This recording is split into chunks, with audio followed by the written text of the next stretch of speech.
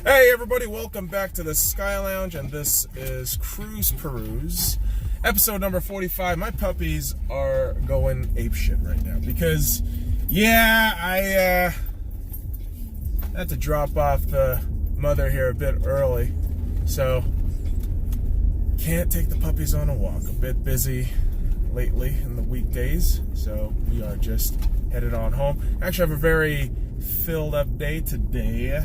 Relatively speaking, gotta work on the podcast. Gonna be releasing that tonight on the SoundCloud website, whatever the fuck. At the S.C.Y Lounge, guys. The links are in the description below. I know I am really panning out, other shit. Trying to promote other things from the brand here. Synergy, brand synergy is what I like to call that shit. But again, boys and girls, we are driving on a Tuesday, going to the west side of town. And yeah, I'm not gonna lie to you, I slept really early last night. I was way too fucking tired. Hemp oil, shout out to hemp oil via Amazon.com for allowing this fucked up brain to sleep a little more soundly, getting those 6-7 hours, getting those full 6-7 hours, which was fantastic. Had a bit of a sleep session, so woke up early, went to the gym, and right now I'm in the cusp of finishing the entire Marvel Cinematic Universe. And the viewing order is a bit funky, which is actually shout out to CNET, and this is actually going to be on the podcast too. Spoiler alert, gonna be talking about the Marvel Cinematic Universe. Oh jeez, man, I thought my puppies were going overboard or something. Anyways, 22 films in the last 2.5-3 weeks, and we are just about done. I'm actually just watching Infinity War right now because I got tickets for a 10:30 a.m. viewing of Endgame, so wanted to do that one more time. And that's the thing, it makes me revisit Infinity War, which is a fantastic movie. And on the podcast, that's going to be out today, boys and girls. Today, going to be on the YouTube channel tomorrow. I got to convert all that shit, do work on it. That will be out today/tomorrow for YouTube, and I'm actually going to be ranking, yes, all the Marvel Cinematic Universe movies. All 22 that's released right now. Obviously, the 23rd movie, Spider-Man Far From Home, will be released on, July 5th of 2019. So, because it's, only May 14th right now, I do not have any idea what that movie's about as of yet. But we got the 22 movies to rank out, and I'm not gonna lie, I've had to rewrite where the rankings stand for each movies, and I'm not gonna lie, I still might be scratching my head after a fourth viewing of the Endgame, and it's gonna be nuts because it's a fucking series, man. It is a series that you have to power on through, and also because there's the one thing about the MCU that people have to realize is it's 22 films. Not every film is perfect. Not every film is gonna be fucking Black Panther or Guardians of the Galaxy. Not every one of them is gonna be that. Some films are gonna be Thor: Dark World, which again, spoiler, non-spoiler, it is arguably the worst Marvel MCU, Marvel Cinematic Universe film to date. It is absolutely the worst one. Okay, there is no plot. There's no fucking point of character development. There's no character development. There's really no point to the plot except the fact that it has an Infinity Stone. Okay, music is kind of meh. Storytelling is just unbelievably boring. And again, the visuals are just diarrhea. You got fucking the ether, which is a reality stone, and it's just red wine diarrhea. That's all that shit is. And again, I'm shitting on Thor: The Dark World, and I'll get into that more on the podcast episode. But again, boys and girls, I'm going to be ranking all the MCU movies in the upcoming podcast, so be on the lookout for that, boys and girls, at the S.C.Y Lounge, provided on the links in the description below. You like that shit, brand synergy, all about self-promoting, self-elating. This is what we do here on the channel, boys and girls. But on this cruise Peruse, not much to talk about. Again, I slept really early last night, which also adds on to the fact that I did not watch the Stanley Cup playoffs. I did not watch Game 2 between the San Jose Sharks and the St. Louis Blues. Actually, the Blues took a very solid Game 2 win last night against the San Jose Sharks, evening the series out 1-1, and St. Louis is headed back home. Best of luck to St. Louis, because fuck San Jose. I really want St. Louis to get that win. And hopefully a Stanley Cup for you guys. I really hope it's going to be a Stanley Cup for St. Louis. But in all likelihood, it just feels like it's going to be Boston this year. I could be wrong. I really could be. But I could definitely see it happening, just the way Boston has been dominating Carolina in their series. They're up 2-0. And again, this is just going to be a very contentious, great series for both of them. And again, I would love to see a St. Louis Blues versus Carolina Hurricanes Stanley Cup final, but it doesn't seem likely unless the Bruins start choking hard right now. That's the only viable option for any kind of Carolina success. But right now, it just seems like a Boston series on this Eastern Conference final. Whereas, yeah, it's a toss-up for the Western Conference. But again, I hope St. Louis wins it. I hope St. Louis can carry out their jobs and do their shit. I really hope so. But a lot more playoff action is going to be starting off tonight. We got the Western Conference final for the NBA starting tonight. The Portland Trail Blazers versus the Golden State Warriors. They are going to come out and play because, yeah, you don't have Kevin Durant for the first two games, arguably the best talent on the roster. But you have... listen, man, I don't care how bad that first half was for Steph, but Steph is a fucking transcendent leader. That dude is going to carry the fucking team. And it's not going to be only the stats, right? I mean, there are nights where Steph and his stats are just completely devalued and, washed away because there is no significance for what he does. But again, he is a leader. He does all the, he's got the intangibles. He's got the intangibles. He's a fucking do-it-all kind of leader and very passionate dude. And again, as a Lakers fan, you're supposed to hate the Pacific Division rivals and all that, and I do. I do hate everybody that's not the Lakers. But again, the respect has to be given for the Golden State Warriors and guys like Steph and Clay and even Iggy, man. I got nothing but love and respect for Iggy, the man Iguodala, MVP 2015 NBA Finals, because again, the narrative still stood that Steph Curry, Klay Thompson tends to disappear at times. Despite the fact that they won, yes. But in terms of consistent series performance, relatively speaking, they're not the be-all, end-all.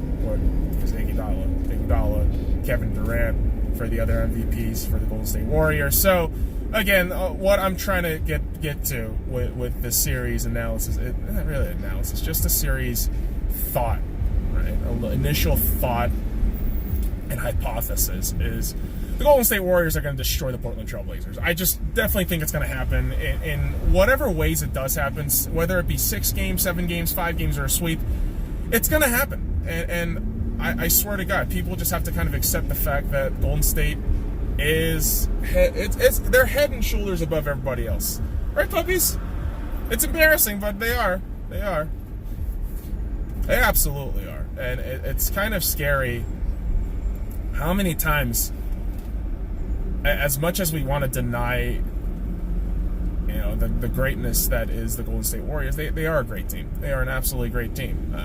Are they the best team in history? Probably not.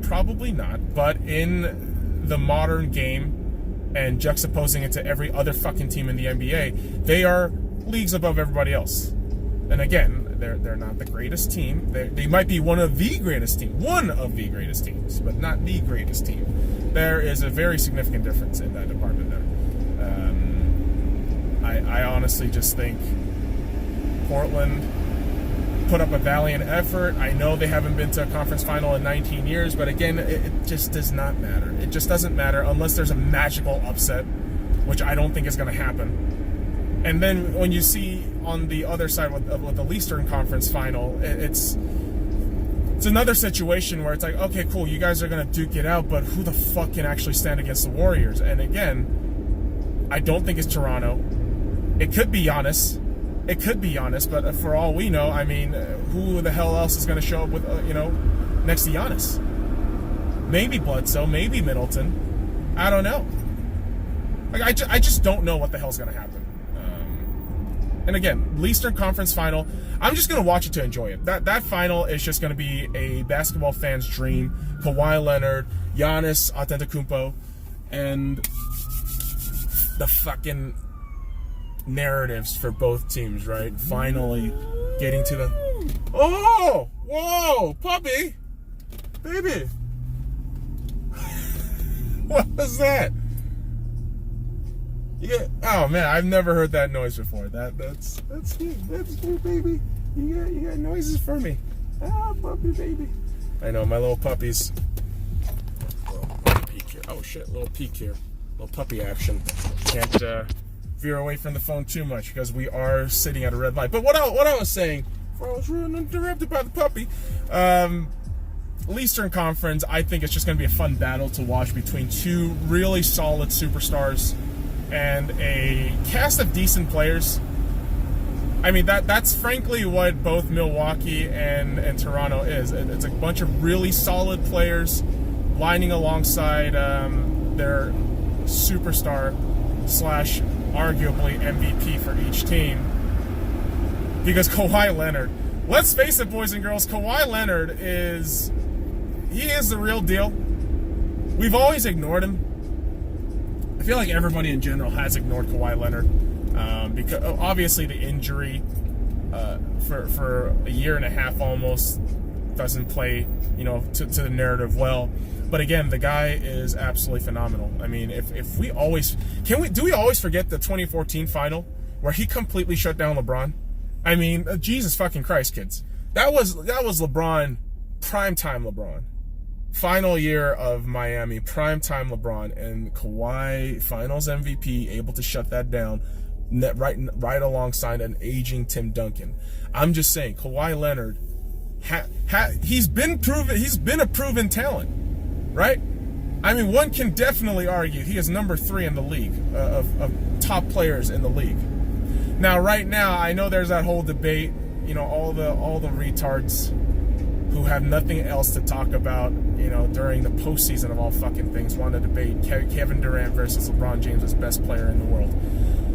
To be quite frank, I don't really give a shit. I really don't care. But, I mean, if we're going to just say it, I mean, I'd still say LeBron has a marginal lead against Kevin Durant as best player in the league right now. Now, if Kevin Durant leads the Warriors to a three-peat and he wins Finals MVP, that's when I really do think Kevin Durant is going to supplant LeBron James as the best player in the league right now. But again, we don't know when the hell's that's going to happen. It might not, who knows? But again, as of right now, I still say LeBron is marginally still the best player in the league. But again, we never know what the hell's going to happen in these next few weeks, right? I mean, for all we know, Giannis could do what LeBron did a la 2015-16, carrying a fucking team. Well, alongside Kyrie Irving, Kevin Love, and other key players. So you gotta hope that guys like fucking Chris Middleton, Brook Lopez, Bledsoe can all just help out Giannis, right? That's essentially what we're gonna see, I believe. And who the hell knows, man? I'm really hoping it's not the Warriors this year, just because the playoffs, there's really not a lot of tension, right? In terms of narrative, in terms of storytelling, the NBA is boring. By all means, it is. But as a fan of what you get to watch, the product, the quality of play, it is pretty damn solid. Although, yeah, the Eastern Conference semifinals between the 76ers and Toronto Raptors was probably the poorest display of field goal shooting I've seen in a long time. That was fucking awful. I fell asleep that entire fucking game until the last 4 minutes. And it's because both teams shot between both teams, totaled 31 points in the first quarter. That was a fucking unbearable first quarter to watch. And that's why I fell asleep. But again, you never know what the hell's going to happen in the finals, in Eastern Conference and the Eastern Conference and the Western Conference final. You don't know what the hell's going to happen in the NBA final. So it's just going to be a good view. It's just going to be a really good watch for the next few weeks. You know, you got the playoffs of the conference finals for the NBA starting today, so we're going to start getting in on that. But I have procrastinated too long, kids, so I have to actually do a lot of writing today for the podcast, which again will be out tonight. And you know, driving to the west side of town from the east is always it's always a toss-up. It's either always full of cars or just empty as all hell. And really, this binary nature that we exhibit here on the road is the same kind of mentality the Vegas weather holds. Because yeah, Vegas is a weird fucking city where one day, in 1 hour, it'll be the hottest fucking place on earth, and then the next hour it's raining and nearly hailing. That's what's going to happen this weekend with Vegas, which is a bit concerning. And again, if at this point you just say some dumbass line like, you know, climate change doesn't exist, I feel like I should just slap you. Like I feel like people just deserve to slap you at least 2-3 times while passing by. Climate change isn't real. Really. I love it because nowadays, you know, this goes along with sports too. People tend to argue facts, and oftentimes, even when you contextualize it, people still argue facts, and people don't take into what context is. Some people don't even know what context is. Shit. Like in sports, the one big gripe I have about stats is people do not share the context of what those stats mean, right? The NBA is a perfect example where somebody says, "Oh, Joel Embiid scored 20 points at 14 rebounds, shot a lot of good free throws." It's like, okay, cool. His field goal percentage is under 40%, and he took a lot of shots, a lot of open shots, and he missed. So, what are you arguing here? Like, the whole point average has to always, in my belief, in my opinion, always has to have an asterisk there. There always needs to be an asterisk / context clues as to what the fuck that entire situation was predicated on. Like LeBron James's triple-double in a sweep. Again, great stat line. You could defend it all day. But again, my whole thing becomes, all right, let's contextualize it. What does that mean in the grand scheme of things? He had no fucking help. He had nobody else around. What are you doing, dipshit? Can you fucking go fast? Can you fucking go? This is a 35. Fuck you. Fuck you, dude. Oh my god. Like, without contextualizing facts or stats, you basically are driving a very stupid one-dimensional argument that with no substance doesn't mean shit, right? So whenever I try to argue people about sports and I say some shit and they completely ignore it, it's like, no, you're ignoring the context of what the fuck is happening. And this shit happens beyond sports. This is a prevalent fucking thought and philosophy everywhere else. You know, when you talk about politics, social issues, you know, social media issues, any of this shit, you just see that people just completely remove context, and that actually fucks with you know, the entire basis of how you have a common sense filled and rational argument with other individuals. That shit is a lost art. Common sense and, you know, discourse with thought is a completely fucking gone concept, right? It's a completely lost idea in art. That's why, you know, it's rare for me when I meet sports fans who can understand both sides of an argument. I love seeing that shit. I really do. But again, you don't see it a lot because most people are fucking dipshits, and you don't need to fucking validate their argument. You just don't. Just ignore it. Just say whatever, man. All right, fucking moron. Because I have a lot of those. I have a lot of those. I have a couple of those where I just look at a person and just say, wow, you sound brain dead. You sound fucking brain dead. But sure, you keep believing what the fuck you ever want to believe.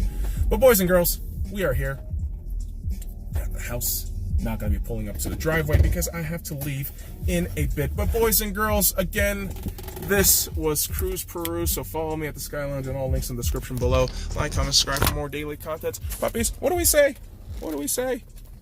Fuck off.